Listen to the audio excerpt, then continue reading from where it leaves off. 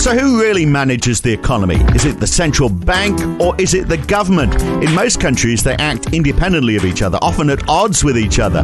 One looks after monetary policy, the other manages the fiscal side of things. But what if governments were to butt out of it altogether? What if they were told what their budget was and the central bank did everything else? A good idea or not? And what would the central bank, the ideal central bank, look like? That's today on the Debunking Economics podcast with Professor Steve Keen. I'm Phil Dobbie. Yes, Steve, central banks, interestingly, were really established, weren't they, to protect banks. You know, they weren't there with the role of controlling the economy. They were really there to protect the banking system and not making sure the economy was going to stay stable. That was the reasoning when Woodrow Wilson introduced the Federal Reserve Act in 1913. They sort of evolved more latterly into this role as the player of monetary policy and trying to stop booms and busts, which of course they failed at. It was the fundamental role of central banks is being a clearinghouse for banks. That's ultimately what they evolve out of. I think the oldest central bank of the world is the Swedish central bank. Is it? I think so. Riksbank? Yeah. It's got about 250, 300 years of history. Right. And what you find is that when you have multiple banks in an economy, the customers of those banks will have financial exchanges with each other.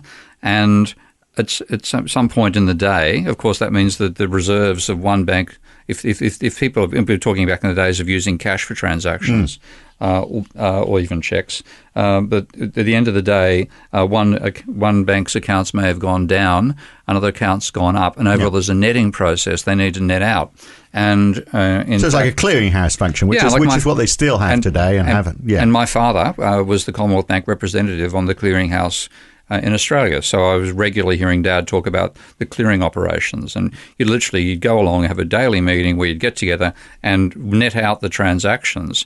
And the central banks fundamentally evolved out of that role way back. And so that was the initial idea. And then if you had one bank which couldn't meet its obligations, so you can only meet your obligations as a bank if you have positive equity.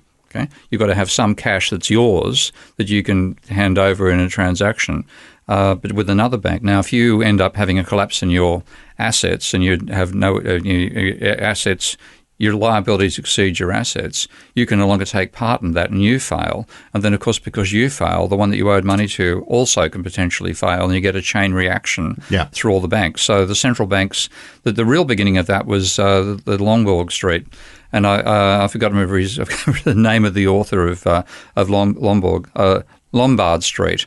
And I can't, to the life of me, I can't drag the name out of the back of my skull right now.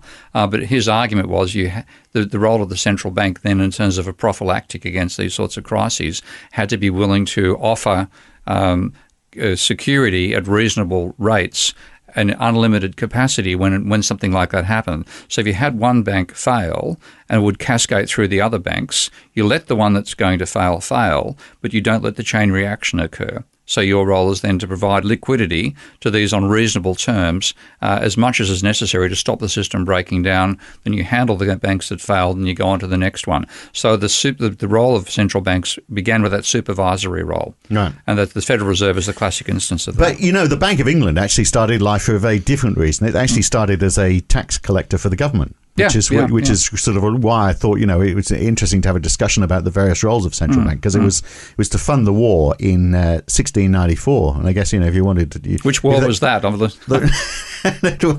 there'd been lots of wars, hasn't there? Yeah. But, back then, I guess, the idea was that you needed to have one central place to collect money if the government wasn't doing it.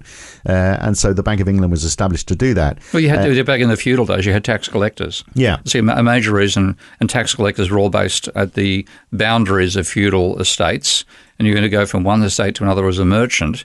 You had to pay tax as you went through, and that was a major reason for the merchant revolt against feudalism. And when you look back at where economic theory came from, a large part of it was railing against the constraints of the feudal system, and it was largely those tax collectors. So this whole monetary thing is relatively recent, isn't it? Everywhere. So the Bank of England only started printing money in 1833. It was only actually privatised. Only nationalised. It was a private bank until 1946. So private bank, the Bank of England. Yeah. Until 1946. Quite late to the game. Boy, okay, I've got to do some reading of its history. 1946. 1946. Exactly. So, Okay. I mean, I think it was taking on the some of the roles, but it was doing it as a... Funnily enough, like on the same front, again, my father, and this is later than 46. This is in the early 50s, late 50s. I was alive and kicking at that stage. Dad, the Commonwealth Bank was both a private bank and the government's bank, Yes. and then they divided the function in the mid. So I think it was the same sort of story. Same sort of story, yeah. And so there was a private bank, which then was did the government's banking for it, but the private bank, and they split it into between the Commonwealth Bank and the Reserve Bank. And my father was offered a position to go to the Reserve Bank, and he turned it down because he didn't have a degree. So, yeah. Well, there we are. But a damn sight smarter than most of those with a degree. Well, yeah, exactly. Well, that's a topic for another day, isn't it, really? But look, I really wanted to talk today about, the role of central banks now, given that, they've got this interesting past in that they have, particularly with the Bank of England, has been a tax collector for the government. And we've got this... Was private as well until 46. Until 46, yeah. Wow, okay. So I'm fairly certain that's right. Go back and double... We're going to have to re-record all this if I've got it wrong. But the role of central banks... I mean, we look at central banks with their monetary policy. We've got governments pushing fiscal measures, rightly or wrongly. They're often at odds with each other. I mean, lately we've had, haven't we, central bank governors and heads saying we've done as much as we can with monetary policy now.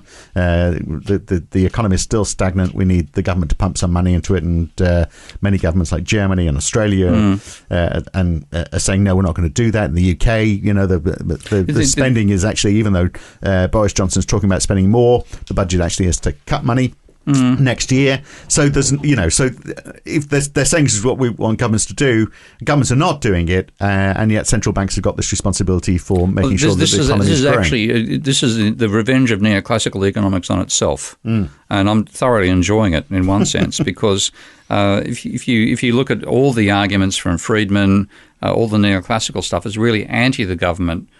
Trying to do anything to manage the economy. The whole argument is the government, what they call the policy ineffectiveness proposition, PIP, or policy ineffectiveness hypothesis. And this was where the modern neoclassical economics evolved from, because they were anti-Keynes. So Keynes talked about the government needing to stimulate the economy when it's in a depression. Okay?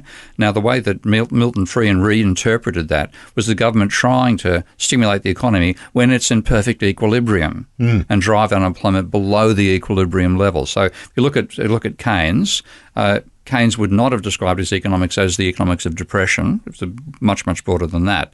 It applied in boom times as well as in recession times. But the way he was reinterpreted by Hicks was to say that when we're stuck with low aggregate demand for whatever reason, then the government is necessary to boost spending because at that very low level of demand, if you try to use monetary policy alone, it's like pushing on a string. You reach the minimum rate of interest. You can't bring it any lower. And that is pretty much where we are now. So where do we go from here? Should central banks have more responsibility for fiscal policy as well as monetary policy? Well, we discussed that in the full version of this podcast. To listen to it in full, you need to subscribe at debunkingeconomics.com or become a supporter of Steve Keen on Patreon. Go to patreon.com/Prof Steve Keen. And if you pledge some support for Steve, you'll get access to this and all the other podcasts in this series. We'll be back again for another one next week. I'm Phil Dobbie. He's Steve Keen. Thanks for listening.